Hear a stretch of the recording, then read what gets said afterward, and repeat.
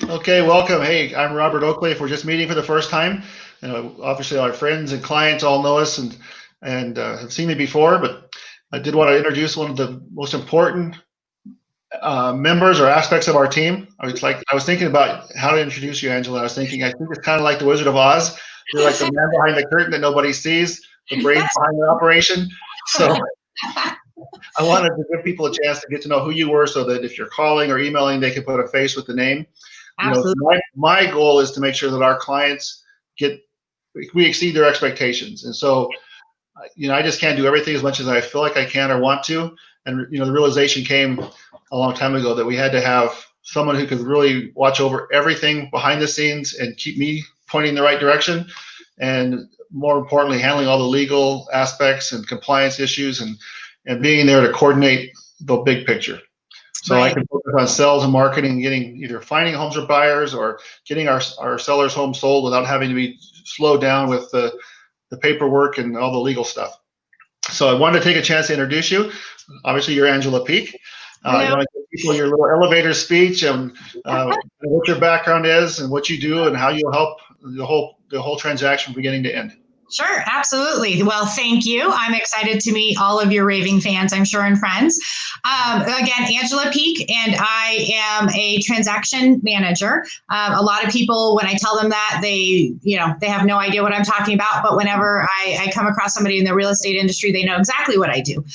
Again, I am the person behind Robert and behind the scenes, helping with his business, helping with his current and active files. I am a Colorado native, so I've lived here my whole life, which is a little bit rare these days. But the benefit has been I have watched the Colorado real estate market go through every change, and it remains strong, and it remains steady, and it remains a great investment, I still believe.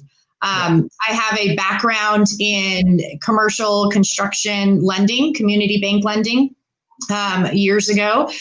So I understand land development and all the ins and outs of real estate, all the legal aspects of real estate, which led me into the career field that I'm in now. I am also a licensed mortgage broker. That's not something that I pursue heavily because I do love assisting you with your files and with your systems.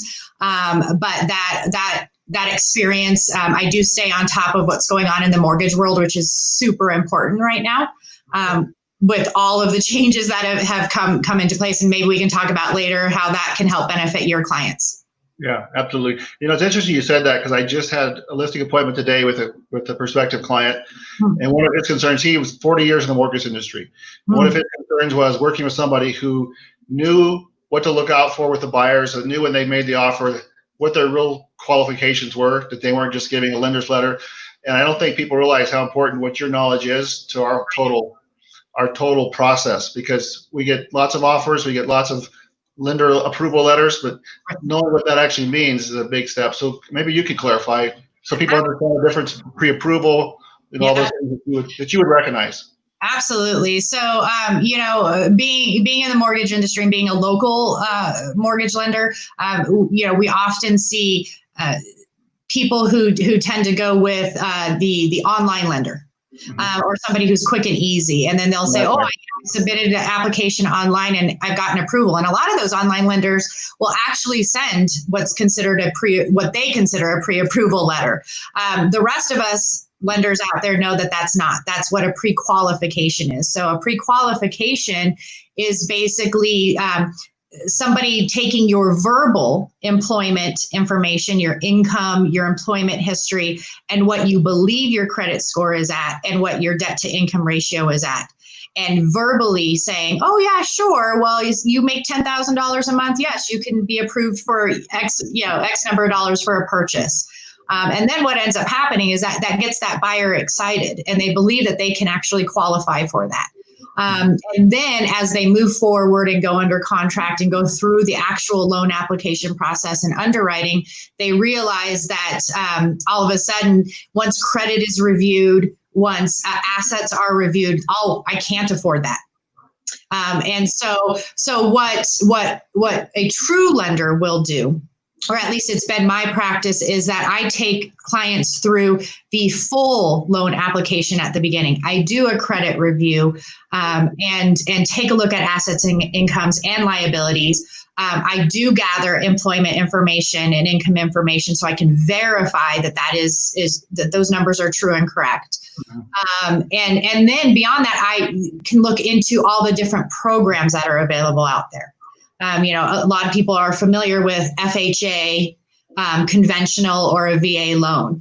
And in this industry and in this climate right now, with all of the things that have changed in lending with COVID, it's super important to know what lenders are actually doing FHA loans versus conventional loans and VA loans. So I'm able to, for your sellers to be able to sit with you, because you've been in the industry for so long, you also know the details of all of this. I can go as far as looking at the pre-approval letters that have been submitted with the contract offer and sit side by side with you to determine if it's a true solid approval. Yeah, exactly. So I want to make sure people understood it's not that's not your primary role, but you have such a good background in that you can see through the fog that might be in the letter that comes with the offer. Yeah. And also, I'm sure there's times where I've had to help buyers agents get a lender that actually could close a deal when their lender hadn't done their work. So just having all that's a huge plus in everything that needs to be considered when someone's hiring an agent, looking at the whole team. Right. So, yeah, that was one of the things when we first met that sold me on you, was you had such a diverse background, and that you're just so much knowledge in the industry. Yeah. So when you're working a file, we take on a new listing, or we're working with a buyer, we're getting them set up. Kind of explain to people what your process is and when they'll hear from you and how they can communicate. What works. Some people might like email, some people might like phone calls, but obviously there's only one of you and a lot of files to handle. So what's the process like for you? So my main role as your transaction manager on your team is to manage all of the small details, and it is all of the kind of the back office. It's to manage all of these state required disclosures and agreements that must be signed and executed in order to actually be on the active market. A lot of sellers, as you know, I'm sure you see this and you have this conversation all the time. We have to have certain agreements and disclosures signed before we can actually activate the listing. Mm-hmm. So it's my job to make sure that your sellers are prepared and ready to answer any questions that they may have regarding the disclosures, but always divert back to you, as you are their real estate agent and their expert. But it's my job to track and to make sure that those disclosures are signed before we activate the listing.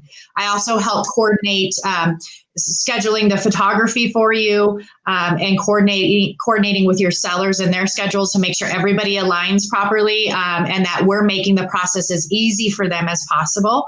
On the buyer side, helping them coordinate inspection to make sure that it's done on time, and then that we are meeting those deadlines, which is another aspect of what I do, which is to make sure that we are meeting every single date and deadline per that contract, and that we don't miss a deadline. Because there are, as you know, so many ramifications if we miss a deadline. Yeah. So that's what I'm here for, is to make sure that deadlines are not missed on our end or even on the other person's end, to kind of hold them accountable to what they agreed upon. Right. It is also my role to communicate between all parties. So on the seller side, to communicate with the title company that we're using, who is going to be closing that transaction, making sure that they have everything that they need, communicating with that buyer's lender to make sure that they're on time, that they've ordered the appraisal, that they have gone through underwriting and final approval and a clear to close. And then also to schedule closings that are, that meet your sellers or your clients' calendars and their schedules. Okay. So really, when people hire me, they hire me for the marketing and the sales. Right. So they don't want to hire me and then have me sitting behind the desk, not marketing and selling their house. Right. And so that's where your expertise comes in. You've got a great mind for the marketing. In the past, you were sending me stuff that I really liked that you were sharing with us from a marketing standpoint, but your forte really is the whole management part of it, the transaction management. It really is. Talking, I'm thinking about some members former agents that were on our team that have moved on in other areas, and I'm thinking I don't want them to see the video because they're going to want to steal you. So I'll deal with them separately, but right. I'll let you deal with them. Yeah. But so yeah. I'm definitely excited that you're on our team. I want to use, I think it's always helps us put a face with the name. Well, helps to put your face with the name. My face they may not want to see. Right. My mom said I had a face for radio and not for TV, so it's good to let people know who's talking to them. Do you typically email? Do you typically phone call? What's the best, most efficient way for you to communicate? The most efficient way, again, almost everybody being, electronic, and then especially with COVID, man, having meetings and doing things like this virtually have been helpful. So I try and keep everything as electronic as possible. So I communicate through two main forms. Email, and there's a reason behind that. It's tracking. It's for tracking. And so, there's agents out there who aren't as detailed as you and don't have the experience that you have in this industry. And so you get some new agents who will miss a deadline or who will communicate something and then try and, not hold to that agreement. Yeah. So I've just learned over the years that I'm going to first communicate via email. If it ends up being a phone conversation, I always follow up with an email that will give you a synopsis of what the conversation was. My first form is email. That will come directly from me. And that's a great way for us to track and go back. And, your clients are busy as well. They have jobs. They're trying to sell a house. They're trying to buy a house. It's a crazy time for them. So it's also a forum for them to go back and review things. Yeah. The other system, of course, that you utilize and our team utilizes is the contract CTM system. Mm-hmm. And so we communicate through the team CTM account for disclosures, and again, a great tracking tool as well. Absolutely. However, you've had some clients in the past that don't have email or aren't on their devices as often as we are. And so I am absolutely happy to pick up the phone and let them know they need to check their email or communicate in different ways that works for them. Okay. Yeah. So, and I only bring that up because I don't want people to think that you're not there to fill the lots of phone calls. You're there to make sure that everything's handled. And so, although you're willing to do that, it is more efficient for everybody, and it's a way for everybody to track to make sure that was done. Check the box. Through email or maybe through text, but primarily through email. Yeah, so. And absolutely. As you pointed out, your main skill set is to be out there negotiating, selling, and being out in the field and keeping up with what's going on. My main job is to sit right here in this office behind a computer all day. And so I am available if there's a last minute question or something's going on and they need to get a hold of somebody, I am here. But again, in a limited capacity, I can't answer any, contractual questions because that's your expertise. That's why you have the license and I don't. But right. I am here for phone calls. I'm glad you brought that up because I forgot to mention that. I'm going to throw an oddball question. I didn't talk to you about this before, but you've got such a diverse background, so many skills. Why this? Why is your joy this versus selling real estate or doing loans or what? Why is it the primary goal or primary attraction for you? So to be honest with you, I don't like sales. I do and I don't. My strongest skill set, I actually had a president of a bank years ago when I was in banking.